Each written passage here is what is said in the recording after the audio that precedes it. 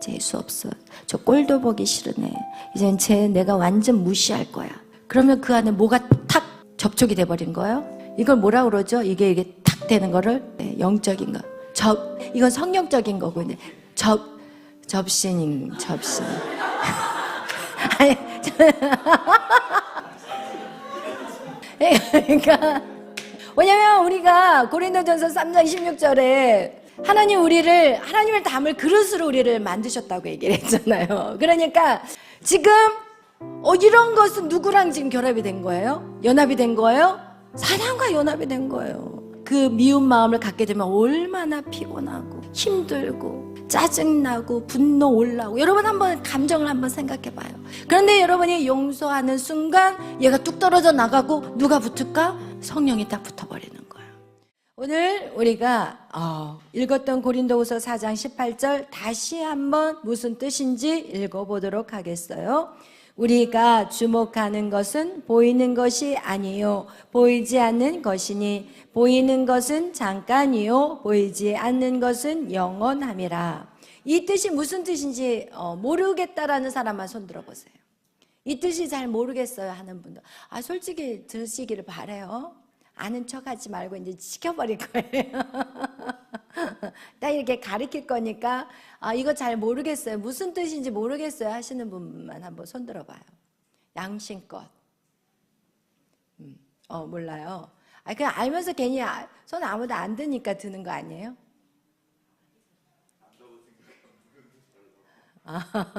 안다는 거 생각하는 건 모르는 거라고. 네. 알아? 도성아 무슨 뜻인지? 그 도성이가 설명해 주세요.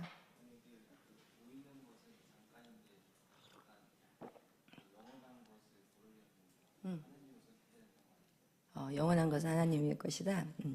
좀 약간 두드러 맞힌 것 같은 좀 그런 느낌이 나요. 우리 저기 수민이 한 번을 하더라도 알고 지나가야 될 것 같아서 우리 수민아.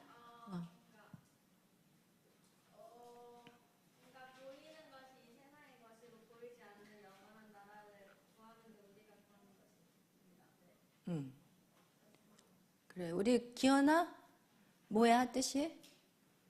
늦게 오니까 모르는 거지. 너 왜 이렇게 늦었어? 30분이나 늦었어. 예배가 아팠어? 주여 빨리 치료부터 시작해야 되겠네. 오케이. 또 이거를 설명할 수 있는 사람 우리 이해했지? 안 시킬 줄 알았지. 예지가 설명 한번 해봐.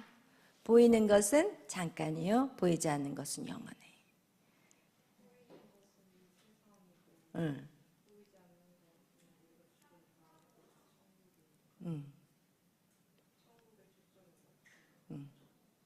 그건 영원한 거고.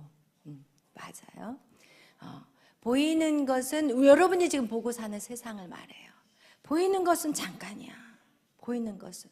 그리고 우리가 이것이 영원할 것 같지만 어떤 사람은 어린 나이에 그냥 보이는 것이 끝나버리는 사람이 있고, 어떤 사람은 10대, 어떤 사람이 20대, 어떤 사람은 50대, 어떤 사람은 이렇게. 이 보이는 것은 잠깐이지만 보이지 않는 세계는 영원하다라는 것을 여러분은 꼭 기억하시기를 바라요. 그러면 여러분은 어떤 것에 주목해야 될까요? 보이는 이 세상에 주목해야 될까요? 아니면 영원한 나라에 주목해야 될까요? 그렇다면 여러분 오늘 하루를 어떻게 살다 오셨어요? 우리 정수 형제님.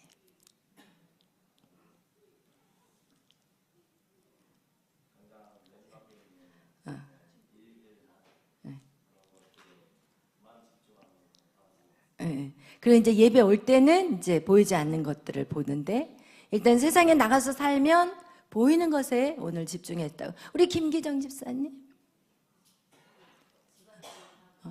집안에서 막 일하느라고 정신없이 하다가 막 달려왔어요. 할렐루야. 여러분 우리가 보이지 않는 세상에 집중하는 여러분이 훈련돼야 돼요.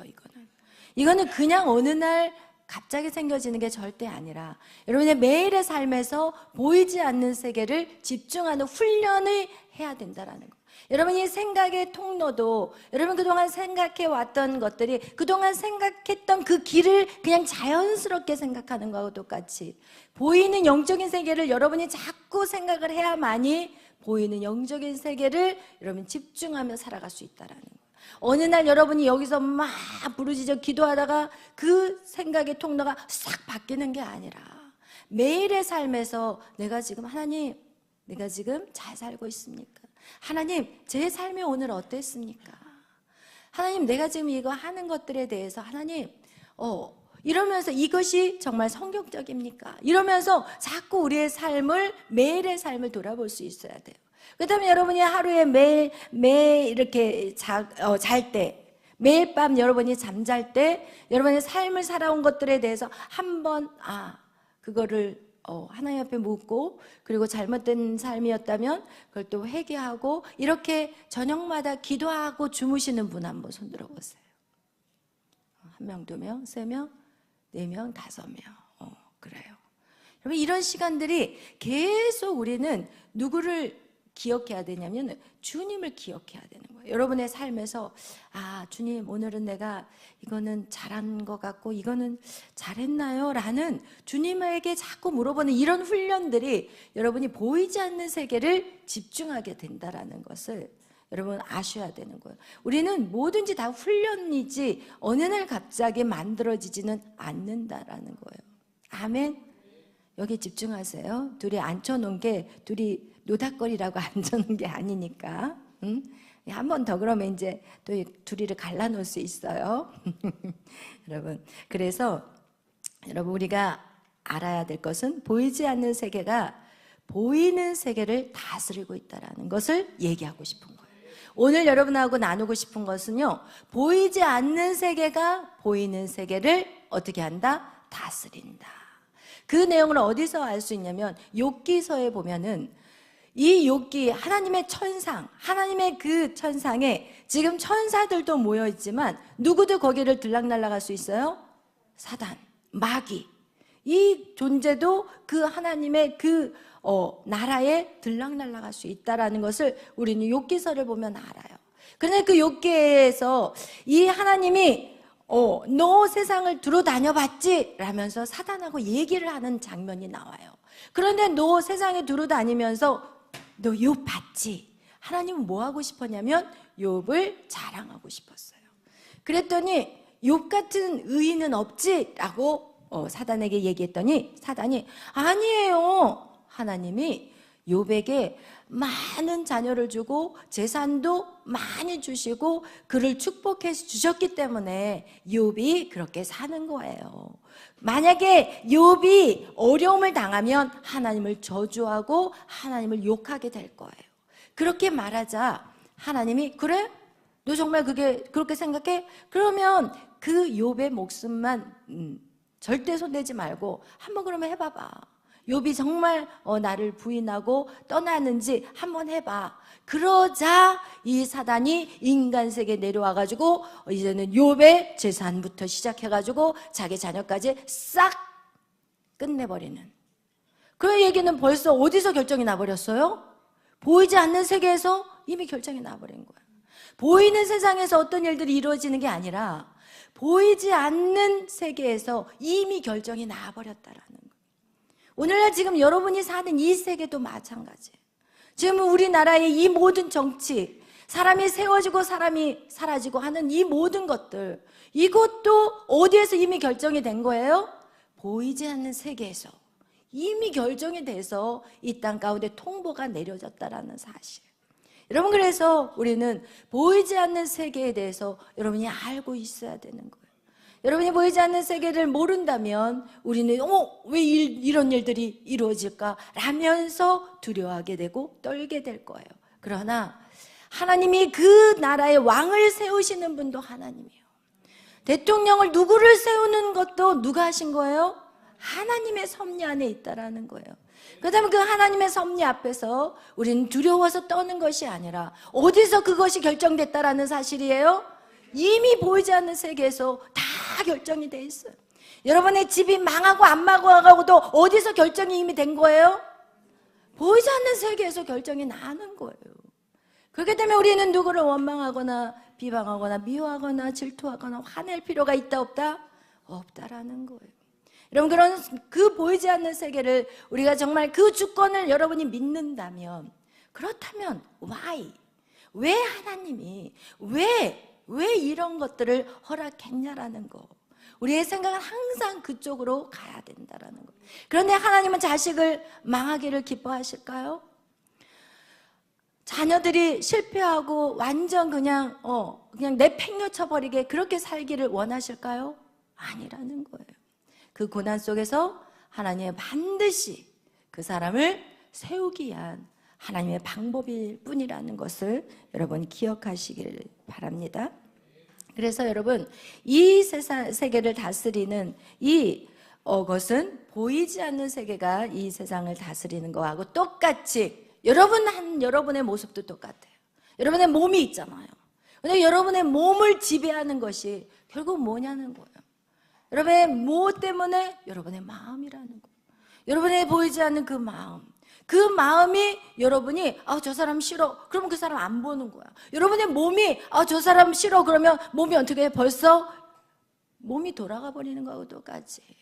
그럼 우리의 마음이 그렇게 중요하다라는 것을 말하는 거예요. 그래서 여러분의 마음을 지키는 것이 여러분 생명의 근원이라고 잠언 4장 23절에 말씀하고 있습니다. 그런데 이 세상 사람들은 보이지 않는 것을 중요하게 생각하지 않아요. 보이는 것에 집중하게 만들어요.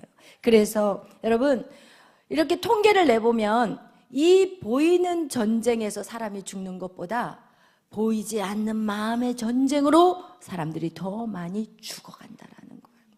여러분, 우리나라에도 하루에 자살 수가 그게 작은 숫자가 아니에요. 여러분, 그것이 하루가 40명이라고 예를 한다면 한 달이면 얼마일까요? 120명이에요. 그럼 이 10달만 지나도요 1200명이에요. 여러분, 이게 엄청난 숫자가 죽어가고 있어요. 지금 우리나라만 그럴까요? 이 자살률이? 우리나라가 가장 자살률이 많지만 우리나라만 자살하는 것이 아니기 때문에 이 보이지 않는 영적 세계에서 여러분이 마음 하나 다스리지 못해서 오늘날 많은 사람들이 죽어가고, 그리고 죽은 시체같이 살고 있다라는 거예요. 살아있는데 시체야. 죽은 시체. 아무 의욕도 없어. 눈 떴다 감았다 떴다 감았다. 그냥 떴다 감았다 하든지, 아니면 무기력증뿐만 아니라 아무런 소망이 없이 사는 거. 이게 살아있다고 말할 수 있습니까? 살아있다라는 것은 소망이 있고 꿈이 있고 그 일을 위해서 열정을 가지고 있는 게 살아있는 것인데, 살아있는 사람을 꼭 목숨이 살려있다고 해서 살아있다고 말하지 않아요. 그래서 여러분, 이거와 같이 우리가 우리의 마음을 지키는 것, 그래서 이 영적 전쟁이라는 것이 바로 우리의 마음을 지키는 싸움이라는 거예요. 아멘.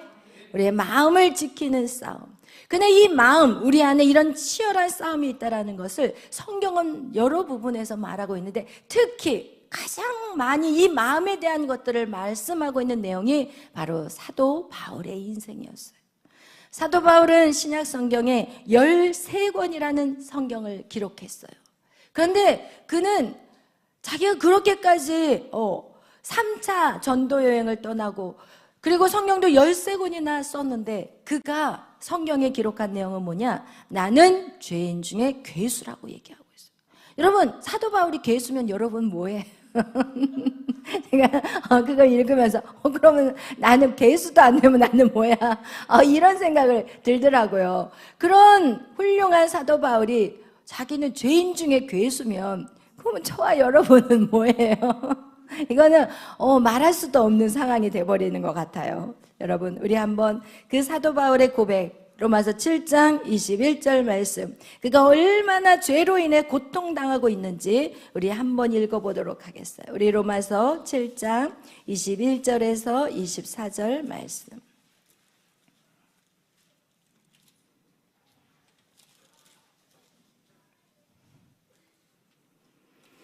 로마서 7장 21절에서 24절 말씀 읽겠습니다. 그러므로 내가 한 법을 깨달았노니 곧 선을 행하기를 원하는 나에게 악이 함께 있는 것이로다. 아멘. 여기 보세요.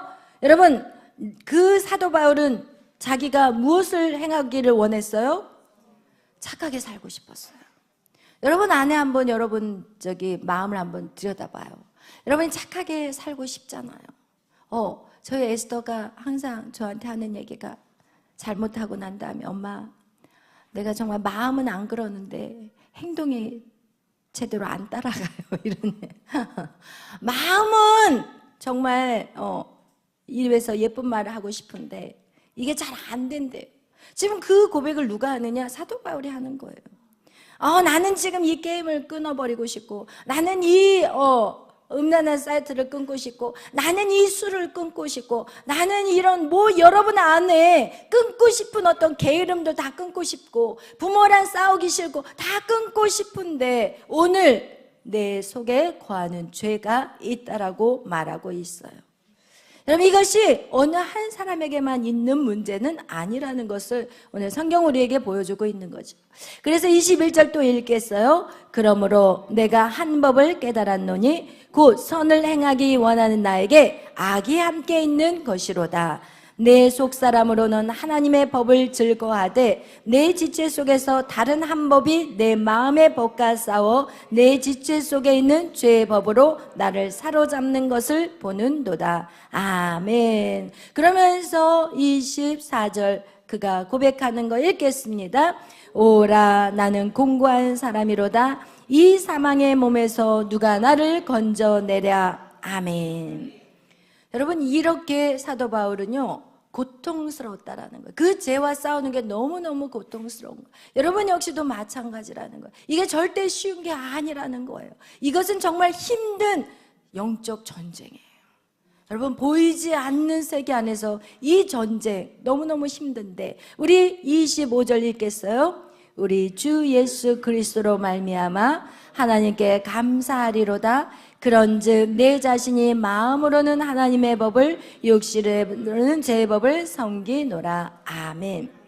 여러분, 이렇게 사도 바울은 이 땅에서 그가 완전하지는 않았다라는 것을 말씀하고 있지만, 그러나 그가 그 가운데서도 누구께 감사하냐? 하나님께 감사한다는 거예요. 왜냐하면 주 예수 그리스도로 말미암아 우리는 계속 뭐 할 수 있어요? 회개할 수 있어요. 우리가 어떤 죄를 지어도 회개할 수 있어요. 그러나 성경은 말해요. 양심에 화인 맞은 자들은 용서하지 않는데요. 그러니까 그건 무엇이냐? 내가 죄 지어도 하나님 용서해 줘.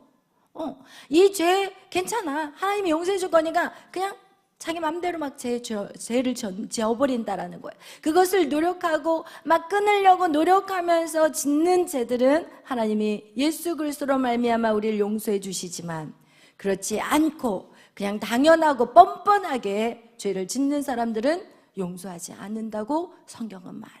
아멘. 여러분, 이거와 같이 우리 안에 있는 이 우리를 고통스럽게 하는 것들이 과연 무엇이냐는 거예요. 그것이 바로 사단의 영향력이라는 거예요.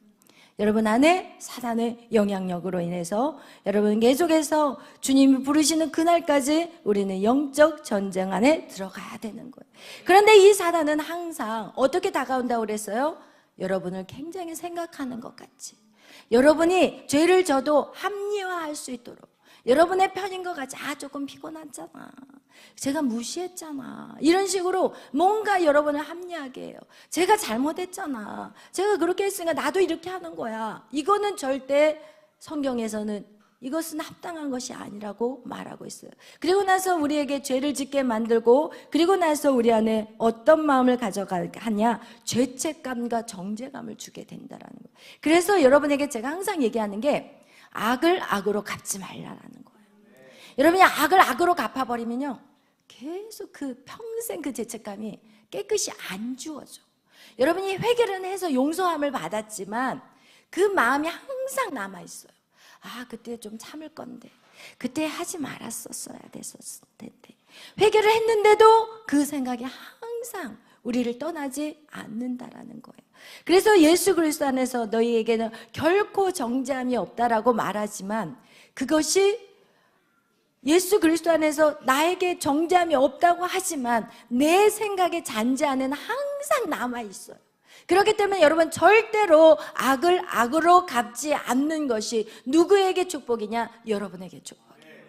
저 사람이 저렇게 했으니까 나도 똑같이 해야 돼. 이래 버리면 여러분 평생 그 생각 안에 후회하는 삶을 살아가게 되더라고요. 제 경우를 보면 그때 그렇게 하지 말았어야 되는 건데, 그게 상대가 그렇게 했으니까 그렇게 하는 게 당연한 일이지만 여러분 그렇게 하지 않는 것이 여러분을 더럽히지 않는 삶을 살아낼 수가 있다는 거예요. 그래서 여러분 절대 악을 악으로 갚지 않기를 예수의 이름으로 축원합니다. 여러분, 그래서 우리가 이 영적 전쟁에 있어서 우리가 승리하는 가장 키포인트는 무엇이냐? 우리가 악한 것들을 피하는 게 가장 승리하기가 쉽다라는 것이에요. 그래서 이제는 사단이 우리를 어떻게 공격해 오느냐? 우리는 이것을 이제는 여러분이 알아야 되는데, 이 사단이 우리를 공격하는 방법이 무엇이냐? 사탄이라고도 하죠. 사탄이 공격하는 방법. 그렇다면 여러분에게 공격하는 방법을 알면 여러분 그것을 어떻게 해요? 피할 수 있잖아요. 그죠? 그 사단이 여러분을 공격하는 방법의 첫 번째는 무엇이냐? 상처를 통해서 온다는 거예요.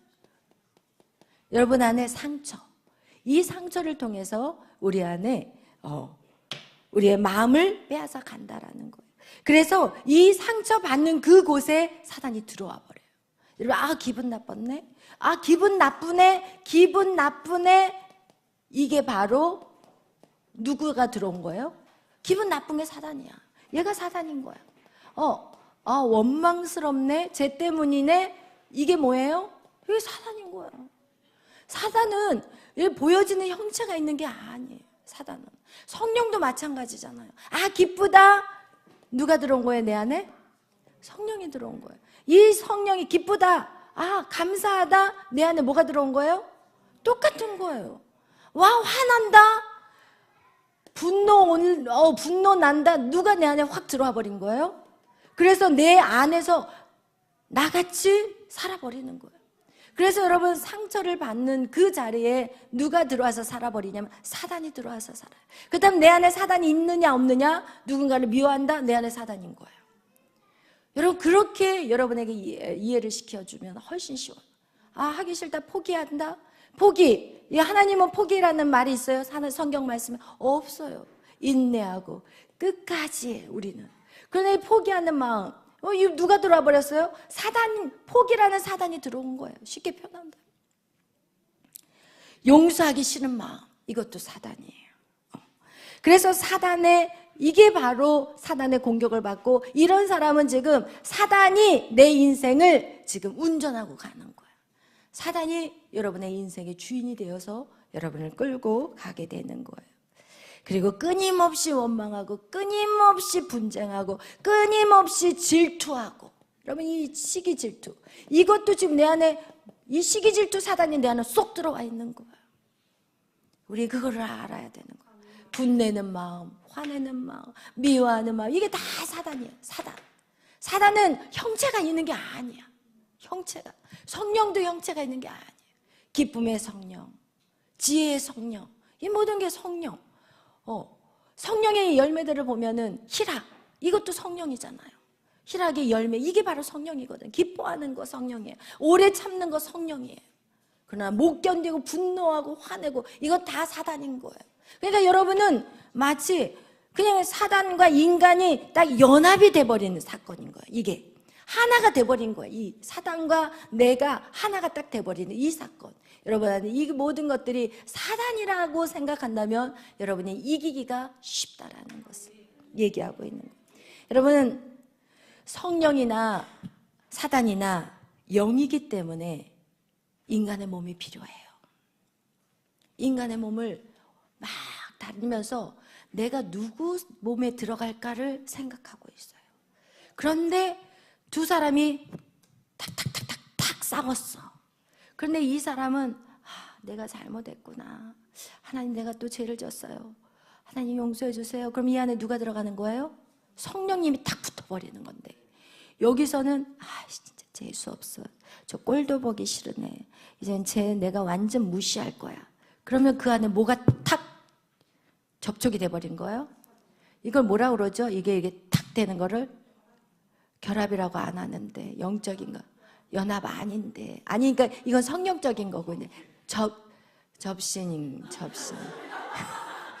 아니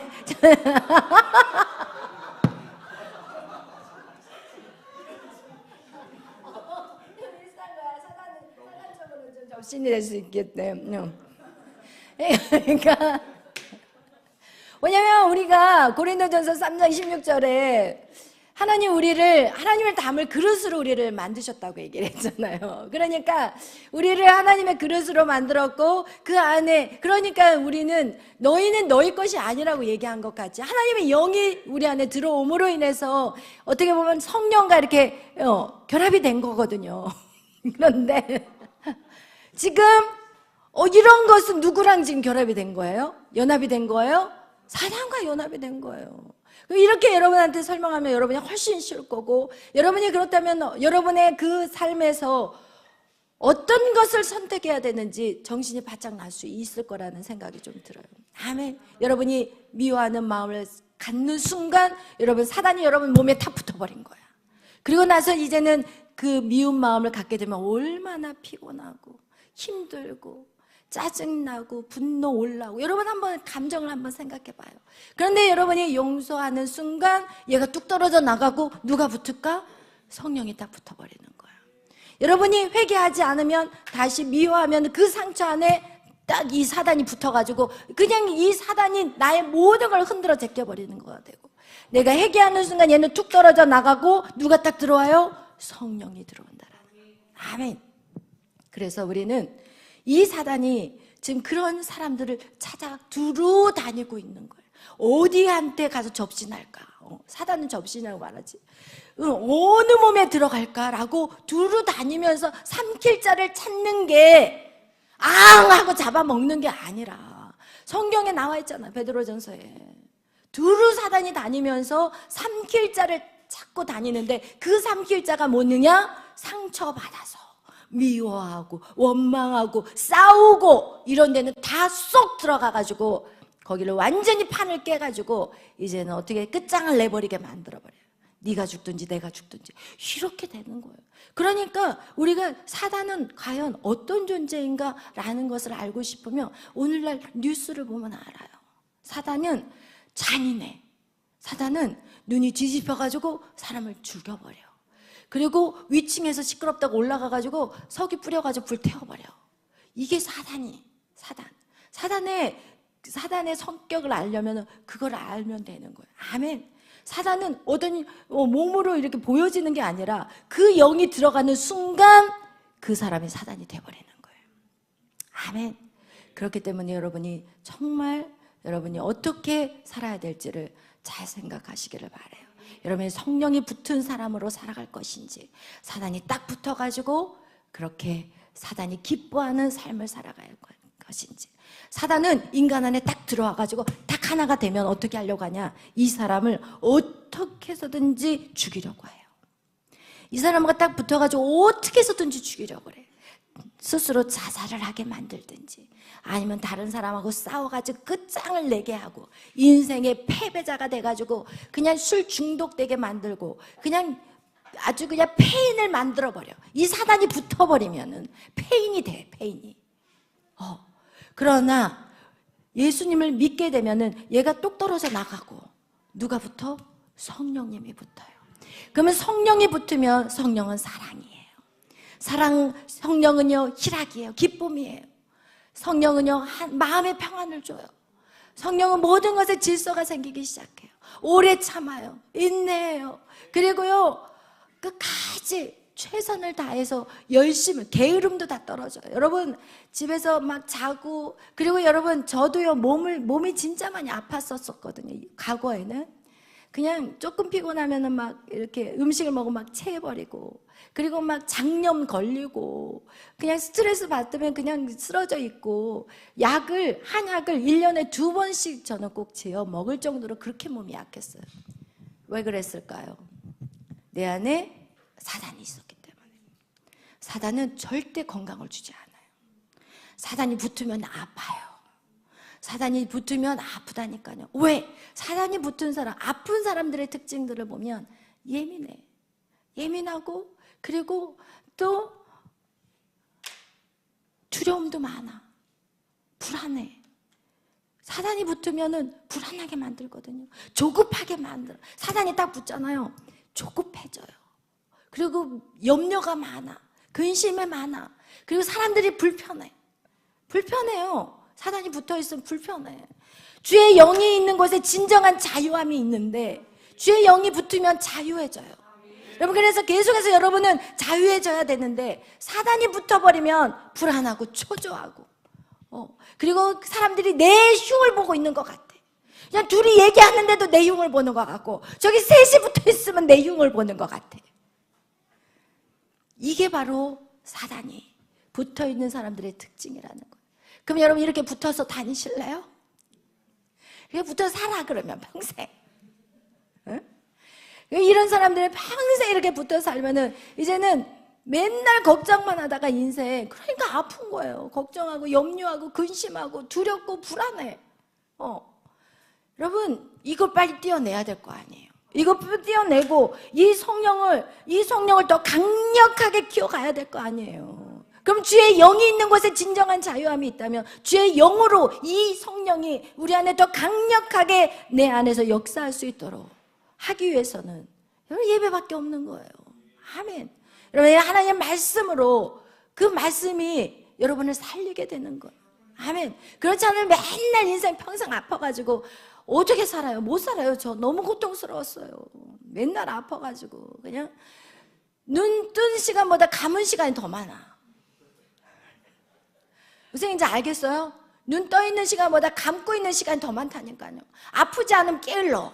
아무거나 무기력증이 하기가 싫어. 아무것도 할 수가 없어.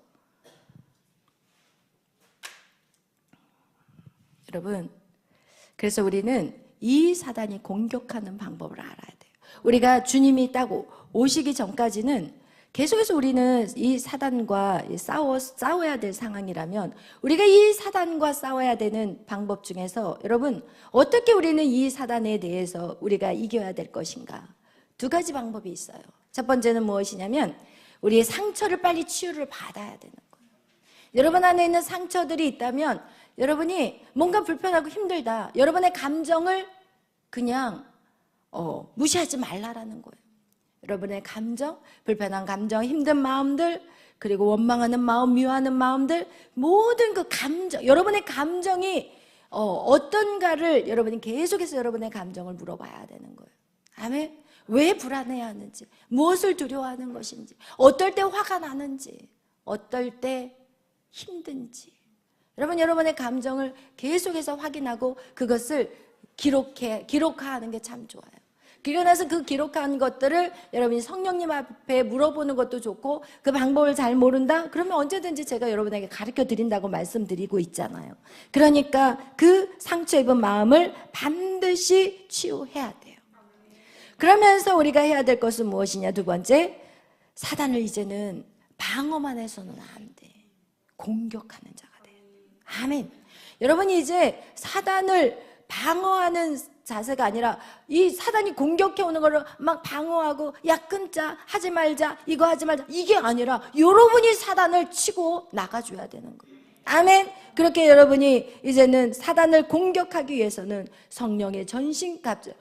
그래서 에베소서 6장의 말씀과 같이 여러분 성령의 전신갑주를 여러분이 입어야 된다라는 거예요. 사단이 딱 들어오면 여러분이 성령의 전신갑주를 입은 사람들은 악한 사단아 벌써 알아요. 사단이 온 것을 알아야 돼. 근데 어떤 사람은 사단이 들어왔는지 나갔는지를 몰라요. 그냥 이거는 내 생각이라고 생각해. 예를 들어서 야 너 지금 잘 살고 있는 거 맞아? 지금 열심히 예배드리고 열심히 기도하고 매일 이렇게 예배를 드리고 점점 기도도 더 깊이 들어가고 막 시간도 깊어지고 막 하는데 사단이 딱 들어왔어. 야 너 이렇게 사는 거 맞아? 너 지금 이렇게 살다가 너 나중에 무슨 일 있는 거 아니야? 너 이렇게 살다가 후회하는 사람 아니야? 매일 예배만 드리면 어떻게 살아? 이런 생각이 훅 들어왔을 때 어떤 사람은 맞아. 내가 어떻게 믿어 김은아 목사를. 이런 생각을 딱 했다. 그러면은 이게 사단이 준 생각이란 걸 모르면 우리는 금방 혹해가지고 그냥 그래 뭐 매일 나오는 건 좀 그렇지 맞아 네 말이 맞아 이러면서 사단 말에 쏙 넘어가가지고 그냥 다시 열심으로 지금 가속도가 붙어가지고 막 달려가고 있는데 거기서 딱 멈춰봐요. 여러분이 손해야. 가속도가 붙을 때는 더 힘차게 달려버리면은요 그게 확 해가지고 여기에서 여기까지 확 올라가고 있는데 이만큼 올라왔는데 사단이 속삭이는 거야. 그 여기서 멈칫해봐요. 비행기가 올라가다 여기 멈춰봐봐. 얼마나 힘들겠냐고요. 다시 올라가려면 힘들어버려요. 마라톤 경기자가요 절대로 서면 안 돼요. 못 달려요. 마라톤 경기를 하는 사람들은 끝까지 달릴 수 있는 것은 멈추지 않기 때문에 끝까지 달리는 거예요. 속도를 살짝 줄일 수는 있지만 자기 페이스를 딱 잡아가지고 그 페이스대로 꾸준히 달리는 게 정말 중요하다고 얘기해요. 뭐냐면 사단은 그런데 중간중간 우리를 어떻게 해요? 공격해요. 왜냐면 여기까지 끌어올려버리면 나중에 못 이긴다라는 걸 알기 때문에 여기까지 끌어올리면 여기가 비행기가 여기는 이제 더 이상 중력이 허용이 안 되는 그곳에 딱까지 올라가면 잡아 당기지를 못해. 사단도 원리가 똑같은 거예요. 그렇기 때문에 여러분 우리가 지금 잘못된 길을 그러면 이제 그럴 때는 딱 생각을 깨달아야 되는 거예요. 이게 성령으로 한번 생각을 해본다면 성경에 분명히 매일 예배 드리는 거 오순절 성령 다락방에서 그들이 성령을 받고 난 다음에 매일 모였어요. 매일 모여서 기도했어요. 그리고 나서 그들에게 능력이 나타나기 시작하고 그냥 아픈 사람한테 손만 대도 그들이 다 치유함을 받았고 그냥 옷자락만 만져도 수건만 이렇게 흔들어도 모든 질병이 다 떠나갔다라는 사실. 여러분 그래서 우리는 세상의 가치 기준으로 살아가는 것이 아니라 오직 말씀의 기준으로 여러분이 그것을 확인해 보셔야 되는 거예요. 그리고 또 잘 모르겠다. 그럼 누가 있어요? 목사님 있잖아요. 그러니까 그런 생각을 갖고 있을 때 얼른 저한테 전한 그 지혜. 할렐루야. 진짜 지혜로운 거예요. 아멘. 여러분이 그렇게 성령의 사람으로 우리가 이제는 그렇게 된 사람만이 이제 사단을 공격하는 거예요. 어둠의 영과 공격하는 거예요. 그래서 이제 우리의 기도는 그렇게 영적으로 이렇게 올라간 사람들은 이제는 누구와 싸우냐면요 이 땅에 있는 사람하고 안 싸워요. 이 위에 권세자들과 싸우는 거예요. 악의 영들과의 전쟁이에요. 저는 기도할 때 악의 영들과의 전쟁을 하거든요. 우리 땅을 덮고 있는 이 어둠의 권세들 지금 얘네들하고 우리는 전쟁을 해야지 여기 땅에 있는 사람하고 전쟁이 아니야. 우리는 혈과 육의 전쟁이 아니래요. 사람하고 치고받고 욕하고 싸울 게 아니라 이 어둠의 권세들이 지금 사람들 속에 들어가가지고 지금 계속해서 이 나라를 어둡게 만들고 있는 그 어둠의 영들과의 전쟁이라니까요. 우리는 정확한 싸움을 알아야 되는 거예요. 아멘. 이 땅의 어둠들과 싸워야 되고 그 영적인 권세들과 싸워야 된다라는 거예요. 그렇기 때문에 우리가 전신갑주를 입으면 이제는 우리가 공격을 당하는 게 아니라 우리가 거기를 찌르고 공격하는 거예요. 이 어둠의 영들을 계속 찔러대는 거예요. 더 이상 우리나라에 머물지 못하도록 이 땅, 이 지역 안에 머물지 못하도록. 그래서 땅밟기라는 얘기 들어보셨어요? 지역을 밟으면서 땅밟기를 하는 거예요. 그리고 여러분 그 지역에 영들에 대해서 잠깐 설명을 하겠는데 어떤 목사님이요 이제 어느 교회에 부임을 갔어요. 근데 이 목사님이 이 교회에 부임을 갔는데 이 교회에서 예배를 드리면 성도들이 다 잠을 자. 성도들이 말씀을 전하면 네 찬양하다가 말씀만 딱 들어가면 다 자. 어떻게 그냥 몇 명 빼놓은 게 아니라 전체가 다 졸고 앉아있는 거예요. 그래서 이 목사님이 이상하다. 왜 이렇게 졸지? 아무리 해도 소용이 없으니까 그 교회를 주위를 한번 이렇게 돌았어요. 왜 이 지역이 왜 그러나 하고 돌았더니 바로 여기 옆에가 뭐가 있어요? 여기가 절간이 있고 여기 주위에가 무당들, 이 무당들 하면 이 깃발이 올라가잖아요. 대나무 깃발 올라가거든요. 거기 대나무 깃발에다가 또 천조각을 매달아요. 거기가 그런 지역이었어요. 우상을 숭배하는 지역. 그러니까 거기는 말씀이 안 들어가는 거예요. 그 동네가 어둠의 영으로 쫙 깔려 있으니까. 그래서 목사님이 여기에서 설교하기 전에 뭐부터 하기 시작했냐면 땅 밟기를 시작했어요. 그리고 거기를 계속 하루에 몇 번씩 나가서 예수의 이름의 피를 발랐어요. 그 땅에서. 그랬더니 어느 날부터 여기에서 점을 치는데 점기가 될까요? 안 될까요? 아무리 점을 쳐도 점이 안 맞아. 그러니까 거기서 그 사람들이 살겠냐고요. 못 살죠. 왜냐면 점기가 안 되면 돈이 안 들어와. 그러면 이제 집을 빼야 돼, 집을. 여러분, 이건 진짜 있었던 일이에요. 그래서 여러분, 우리 안에 이 영적인, 우리가 여러분이 다니는 길들, 그리고 여러분의 가정 안에서도 마찬가지. 가정에 어둠이 있으니까 그러면 그 가정 안에 들어가서 피를 뿌려야 되는 거예요. 그것은 진짜 동물 잡아서 피를 뿌리는 게 아니라 예수의 보혈의 피로 하나님 이 가정을 깨끗하게 하여 주옵소서. 이 가정 안에 어둠의 모든 영들은 예수의 이름으로 떠나갈지어다 하면서 여러분이 계속해서 그 가정을 놓고 선포하고 기도하셔야 되는 거예요. 그래서 그 가정이 완전히 어둠에 떠나갈 수 있도록 그 대신 여러분이 거룩한 삶을 살아가면서 하셔야 되는 거예요. 여러분은 하나님 말씀대로 안 지키면서 여러분이 그렇게 아무리 예수를 쫓아내려고 어둠을 쫓아내려고 해도 어둠은 안 나가요. 그러나 여러분이 하나님 말씀대로 지켜 행하고 하지 말라는 것들을 끊어내고 지켜 행하면서 여러분이 반드시 그렇게 한다면은 그 어둠이 싹 물러나가고 그 가정 안에 뭐가 올까요? 평안이 찾아와요. 아멘. 이것을 꼭 여러분이 기억하시고 여러분이 한번 그것을 해보셨으면 좋겠어요. 아멘. 그리고 또 어떤 곳은 집터가 아주 어두운 집들이 있어요. 그래서 옛날에 이런 얘기가 있었잖아요. 어두운 집은 귀신들이 나온다는 얘기를 하잖아요. 근데 여러분, 귀신이 있다고 생각하지 않는 사람 손 들어보세요. 귀신 없어요 하는 사람 손 들어보세요. 귀신 있어요?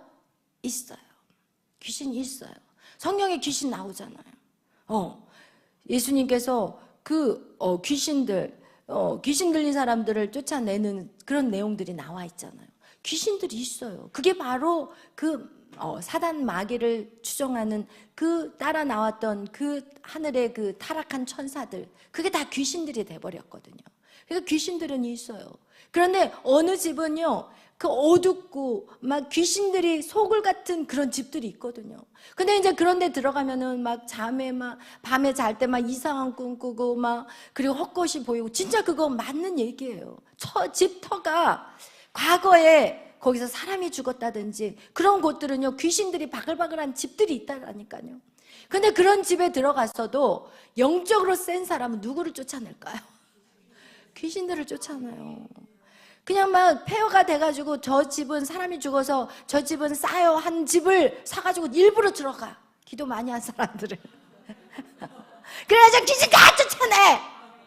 그래서 그냥 돈 벌어버렸어 그냥.